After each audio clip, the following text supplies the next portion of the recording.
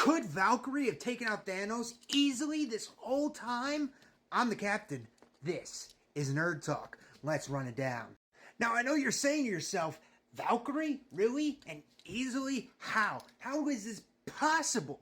Well, she did it to Thor like a snap. Thank you.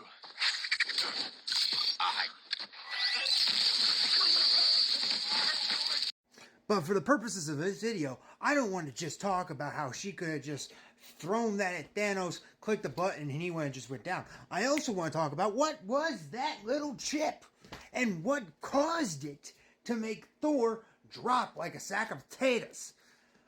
We're going to get into that right now. Now, this chip is clearly very integrated into his skin, into his body. He can't just claw that thing out. There being, it's not just electrifying Thor. A lot of people have been known to say that he's the god of thunder. Why is he being taken down by a little taser? I don't think it's a taser at all. When you freeze frame it, you could see his veins are exposed. It's almost like when that thing is activated, it is activating within him. Not so much a taser, like more like a poison, or what I'm thinking, what my personal belief is, I think this is a nanobite. Just like Tony Stark's suit, when it activates, just like how his arc reactor glows, it's going within Thor's veins and burning and doing everything it can to knock him out.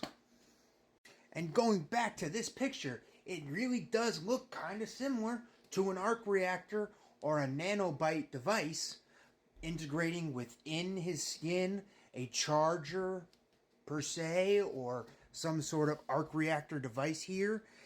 It definitely can house the nanobites. I mean, nanobites are very small. It doesn't have to be a large suit-like thing. I mean, Tony's arc reactor is so large, which is why it can hold the whole suit.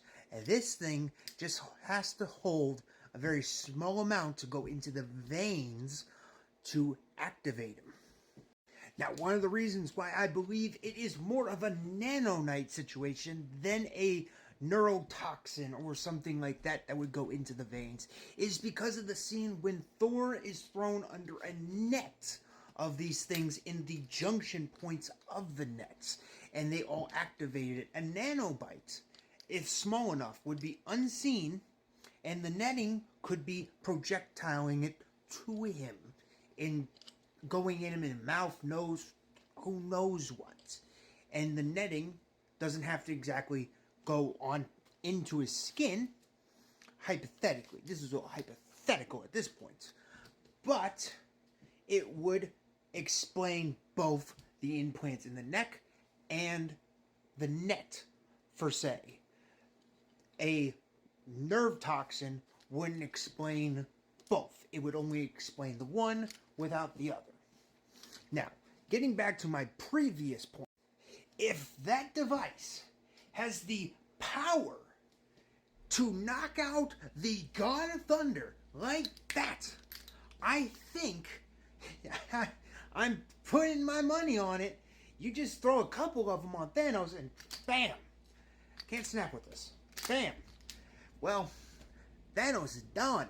You just kind of 5 of them right there on his neck, forehead. I don't care. I think she could have taken care of it. I don't know, maybe you. But I want to hear your guys' input. Do you think it is a nanobite? Do you think it is a neurotoxin? Do you think Thanos would have went down with 5 of these in his face? I want to hear your inputs.